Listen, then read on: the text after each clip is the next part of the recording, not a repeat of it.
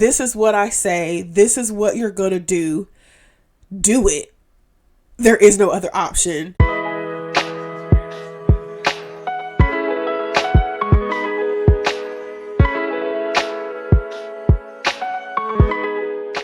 Hello friends, and welcome back to the episode of Beautifully Nerding. I'm your host, Auntie Bri, and you can never make me hate Screen Unseen, okay?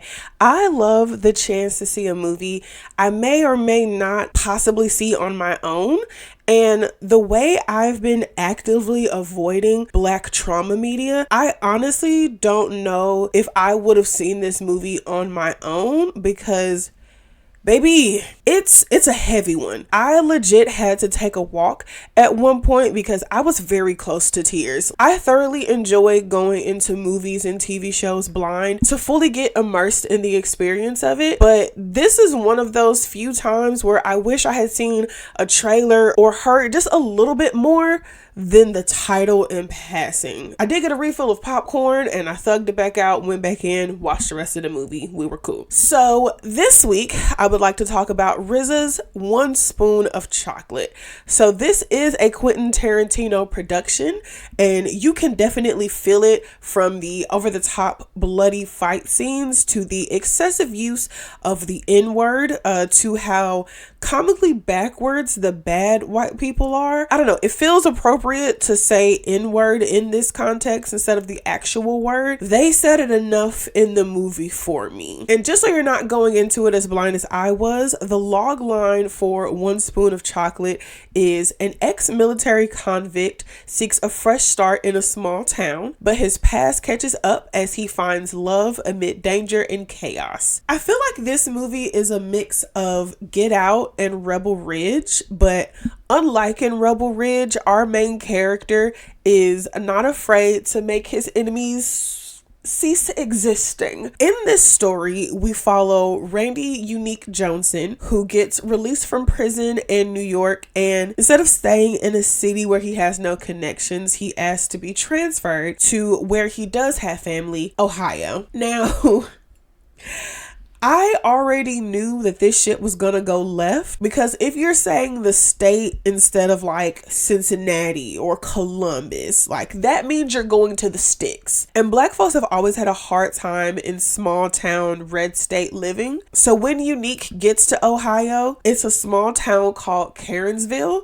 And I'm like, oh, we are getting heavy-handed with the symbolism. RZA is about to smack me over the head with the message. Unique gets to his cousin's house, and it's RJ Cyler, and I was so excited because I love me some RJ. Okay, I've had the biggest crush on him since Power Rangers, and every time he's on screen, I'm like, yeah, it's about to be a good time. RJ's character's name is Ramsey Johnson, which also, that is just a funny last name. Like, not Jones, not Johnson, but Johnson. And I definitely want to look into the etymology of that. Like, is it Jones? But it's Joan, like Jone.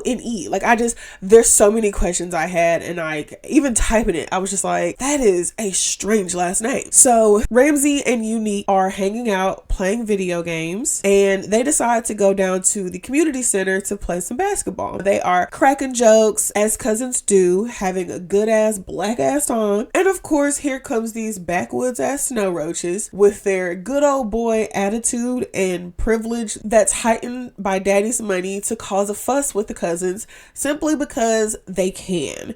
And Ramsey wants to walk away because he knows how much trouble the GLBs can cause, but Unique isn't going. He nails the main dude in the face with a basketball, and a full brawl breaks out. The cousins are able to get away, but this situation is a catalyst for the rest of the events that happen in the movie. And the whole movie is just like an exploration of cousins versus the GLBs, just kind of going back and forth with each other. I wouldn't say it's necessarily like hate and animosity on both sides. It's really just the white guys hate the black dudes for simply existing. You know, it just sounds like life. That's kind of the entirety of the movie. And it's just interesting to watch these two factions interact with each other, and you see who is in whose corner and what they're able to do and what they're able to help the different factions with. It's interesting to see how community is built, the people that we surround ourselves with, who we look up to, and the things that they do and how they inform what we do and the thoughts that we have for ourselves. Like, the movie is actually, like, it's so good, and it really gets you thinking about a lot of different things. And it's one of those where, like, I'm not necessarily sure I need to watch it multiple more times, but I definitely want to have more conversations about it. I feel like there's so many things that you can just go into and sparse out, just really kind of get into the nitty-gritty of things. Like, I feel like this movie is definitely art. Art is something that's supposed to make you think. It's supposed to cause a reaction within you and make you question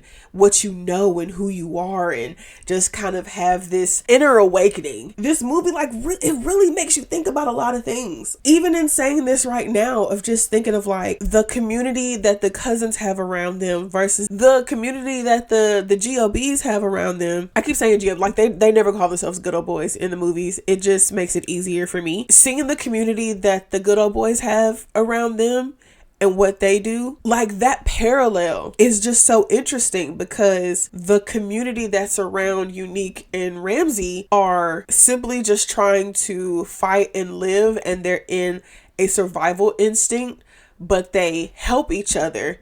They do what they can to make sure that the people within that community are safe and are cared and loved for. And even if there have to be tough conversations, you know, you still feel loved and seen and heard after having those conversations. Versus with the white boys on the other side, their community is more so, this is what I say, this is what you're gonna do it. There is no other option. Kick down whoever you have to along the way. I don't care about anybody else but me. You see with the main white boy's dad, he is self-centered and raises his son to be self-centered, and it just continues forward. Like, you can't be a good person to others if good and positive traits are not demonstrated for you. Like, it's really that simple. This is your full spoiler warning, because as you can see, I really do want to dive deeper into this movie because it is so wild. If you are one of the girlies who don't really care about spoilers, you know, do your thing. But if you want to see the movie without me coloring your experience, just go ahead and pause this video, go to the theater, get your popcorn, and come on back. Okay, y'all back? Wonderful. Okay, so that was wild, right? Remember,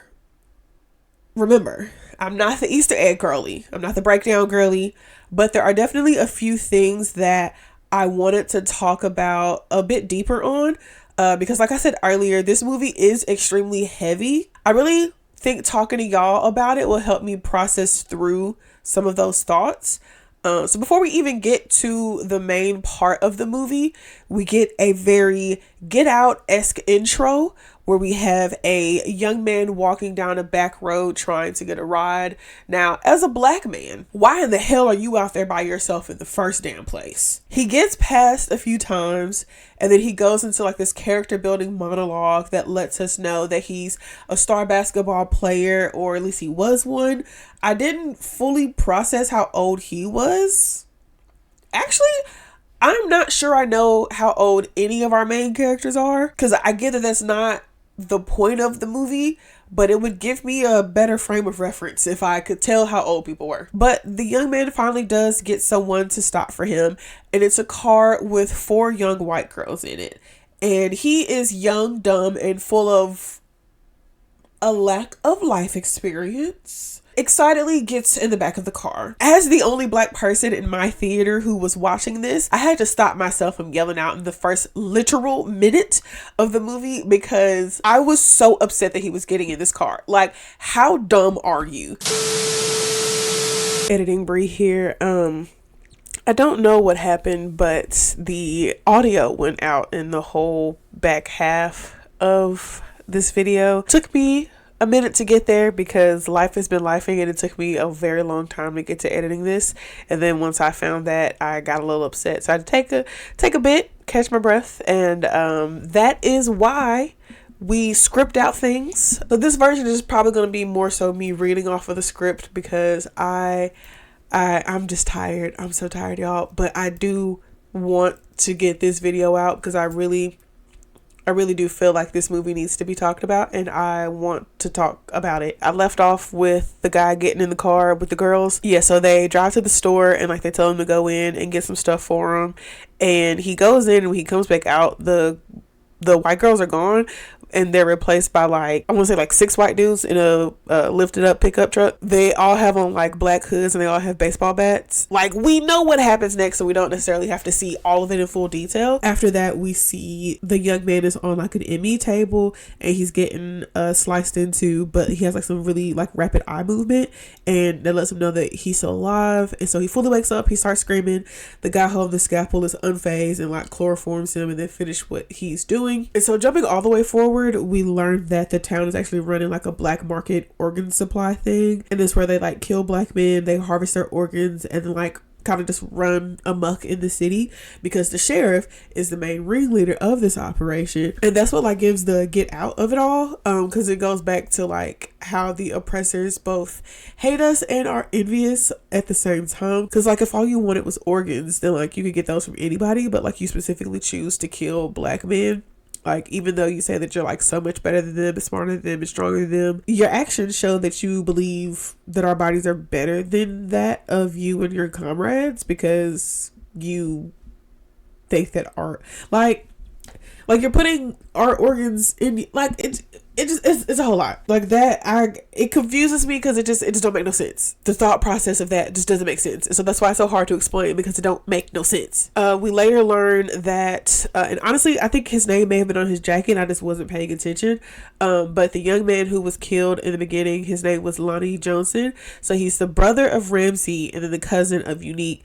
And then Ramsey believes that his brother was found on the side of the road after, I want to say, he got mugged or something like that. He does say that they didn't find his jacket, and that was weird because like he also like he always keeps it on him, which lets you know that like they're keeping stuff as trophies. And then the movie itself isn't necessarily like centered around dismantling the organ harvesting ring thing or whatever. Like the main crux of the movie kind of takes place over like maybe 2-3 days. And then the whole movie takes like maybe a week. The movie itself is about Unique fighting for the ability to just like live in the skin he was born in. Like he's the type of dude who like stands up to bullies and stuff, and that's why he was in jail in the first place, because like he's one of those like super smart kids, but like he has a really bad temper, and even like the army wasn't able to like put out that fire in him, and honestly probably that made it worse. Like, not even gonna hold you. I think it's important to note the significance of the title of the movie. After Unique gets out of jail, he has to go to a halfway house in New York because he doesn't have a permanent address up there because he's not from there. And while he's in the halfway house eating breakfast, he's trying to make some chocolate milk, and they have like the little like tin that has the powder in it, but there's barely a little bit left in there. And he like gets up and starts screaming. He's like, who left just 1 spoon of chocolate in the tin? Like, you could have just used the rest of that. And like this random magical old black man in the corner, he cryptically says that like 1 spoon of chocolate can change the whole milk. We have the title and the thesis for this movie. And like Unique is the chocolate in the milk that is Karensville. His presence in the town flips like the entire status quo on its head. And like the good old boys have been operating as like a lawless militia for a while, like terrorizing every person of color there. Like we even see them in a restaurant they go to that I guess like a lot of the black people probably like to go to anyway. There is an Asian waitress, and they just like flip the tray out of her hand for no good reason. Like she's literally just doing her job. She wasn't talking to nobody, she wasn't doing that. She literally just hold the tray, and they flip the tray out her hands. So it's not even just black people that they hate. Like they hate anybody who's not white. And it's like, okay, sure. As soon as Unique gets to Karensville, like everything that they were doing at first is done for, to the point that the entire operation gets shut down. And that was definitely a main concern of mine in the beginning of the movie, was how in the ending are they going to stop the the murder ring that's going on. You can definitely tell how the ending is gonna go, because like if you've watched any Tarantino movie, like you know that the final scene is gonna be like super bloody and very epic. Fully gave like Django Unchained, where he like gets his look back on everybody on the plantation, but I just wasn't sure how the dismantling the organ harvesting, money laundering side of it was gonna go. One thing I did want to talk about that I actually forgot to talk about when I first recorded this, Jesse. So Jesse is one of the bad white guys, and he is the only person who says the N-word with an A. He says it in the cool way. I just think that that is so interesting, because your whole thing is that you hate black people so much, but you, Columbus, are everything. Even when they run up on Ramsey and Unique in the gym, and they're like, oh, like, you need to get out of here, da da da da, and he tries to take Ramsey's shoes, and it's just like the way, like his whole aura, his whole demeanor, his entire like vocabulary, like he just lifted it straight out of like rap videos. You hate black people so much, but like, do you hear yourself? Like, let's try to use some critical thinking. I just thought that that was so interesting, that like literally everybody else says the N-word with like the hardest of the ER, but not Jesse. Jesse says it the cool way. And I just thought that that was very interesting to put in there, to kind of have that juxtaposition of the actions and attitudes from everyone else, but then also including, even though they're killing us, they're still taking what they feel like is cool and all these other things that everyone else loves about black people outside of black people. I just thought that was really interesting that they put that in there. Yeah, those are really the main things I want to talk about. There are some character building moments in the movie, some unnecessary relationships, a random sex scene that like we didn't need that. Would have been real cool without it. I did thoroughly enjoy myself though. And if you have seen this movie, please let me know your thoughts on it in the comments down below. If you agree with my assessments, or if you came to any different conclusions, or if I left something out in this explanation, please let me know. If you like this video, please be sure to leave a like on this video, share with all of your friends, and I'll catch y'all next time. Bye.